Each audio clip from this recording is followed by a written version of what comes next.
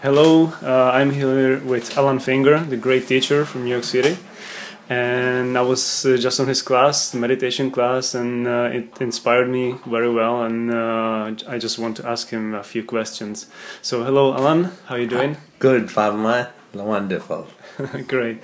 So the first question is about meditation. How do you think the people could start or should start with meditation when they have no idea, no time to do it? Mostly it's most answer. I don't have the time to do it. And so what would be the a few tips what they can do? So the easiest way to get into meditation is to quiet the mind. But to quiet the mind directly is impossible because you can't say to your mind, stop thinking. So there's two ways. Either you can just feel your breath, which is something that's involuntarily moving in and out of you, so that you actually start to focus on something that is just happening to you. Because much easier to do stuff that's happening and that you can relate to. Yeah. So your breath is your life force and it's there. So if you just feel the inhale and the exhale, the inhale and the exhale, don't try and manipulate it in any way. Yeah. Just feel it and travel on it, in and out. You'll notice you might sigh, yawn, shift. And then as you do it, your breath will go slower and softer and softer and softer. At the point where the breath becomes gentle, one can just press their thumb and index finger together with the other three fingers extended and place the fingers into the center of the chest. And just try and feel the point in the center of the chest where the breath returns to. You inhale, it expands, and you exhale, you come back to a point. I see.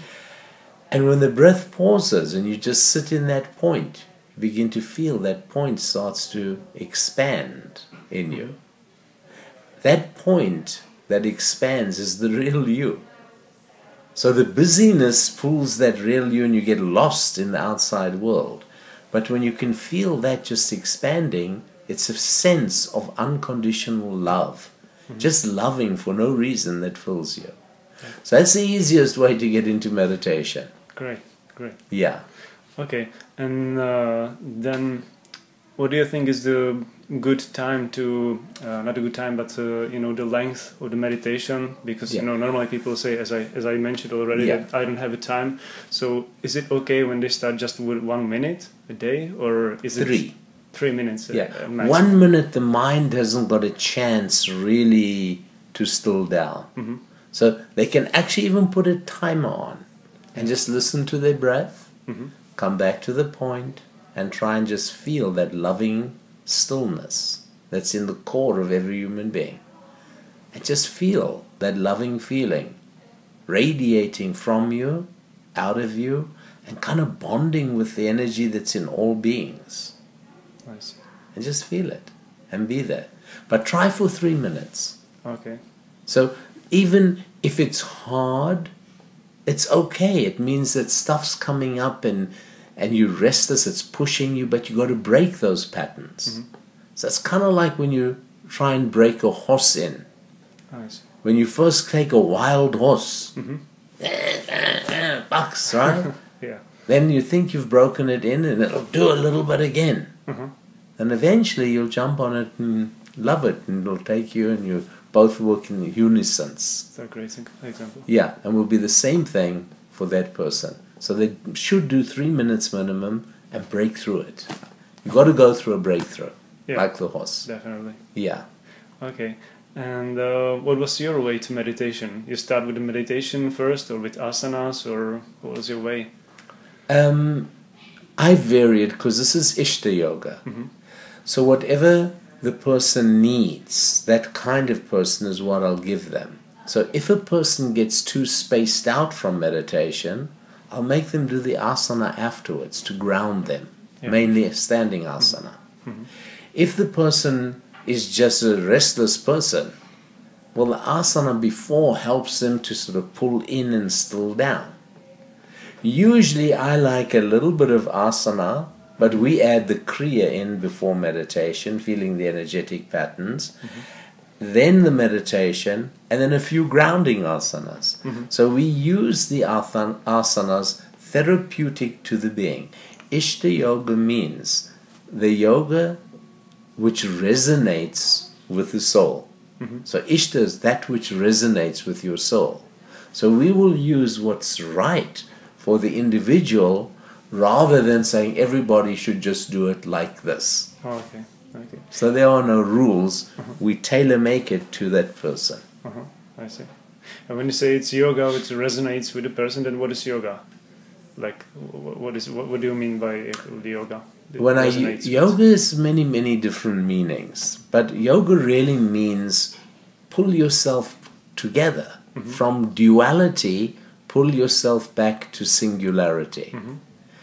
But now there are many kinds of yoga, because you can do it through the body, you can do it through the breath, you can do it through mantra, through kriyas, through even thinking process, jnana yoga. So there's all these different kinds of yoga, but they're all designed to do the same thing, yoga, to help you pull together.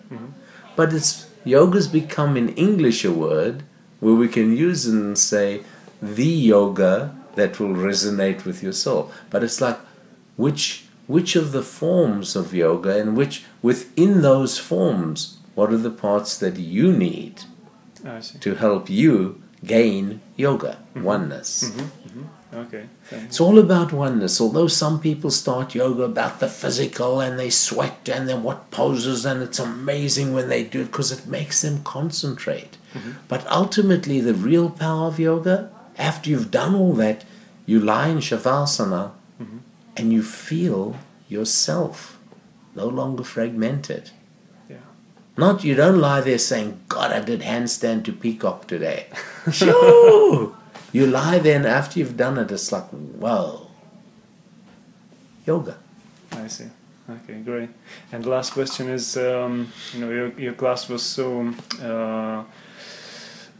it was so light and so funny, and it was great, but it was not, you're not taking yourself so serious like other people, like other teachers. So I think it will be very inspiring to especially to yoga teachers, if you could say maybe some tips what they should do, or how they should attitude to the class and to leading the class. Yes. So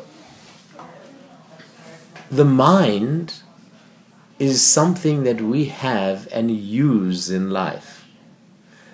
If the mind, we've become, all of us in our society, the more you can train your mind to become successful, the better you'll be. So when we go into meditation, we want to train our mind how to become enlightened. But the mind can't become enlightened. Because enlightenment means when you let your mind go.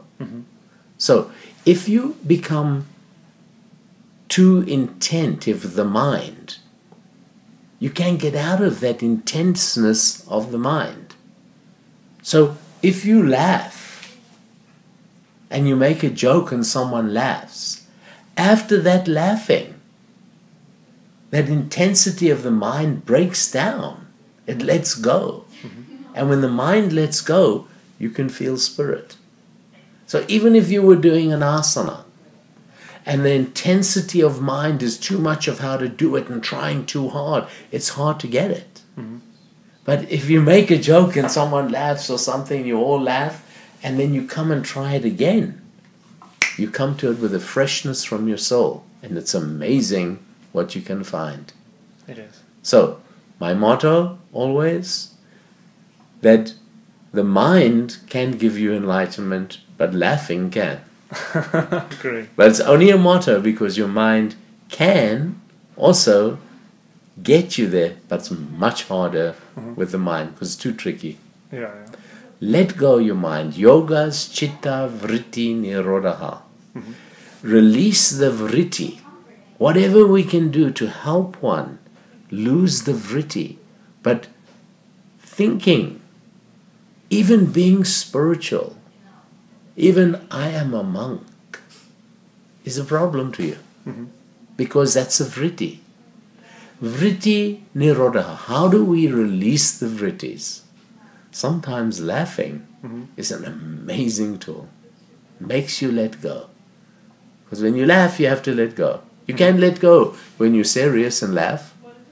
You have to, from serious, you have to go, you let go.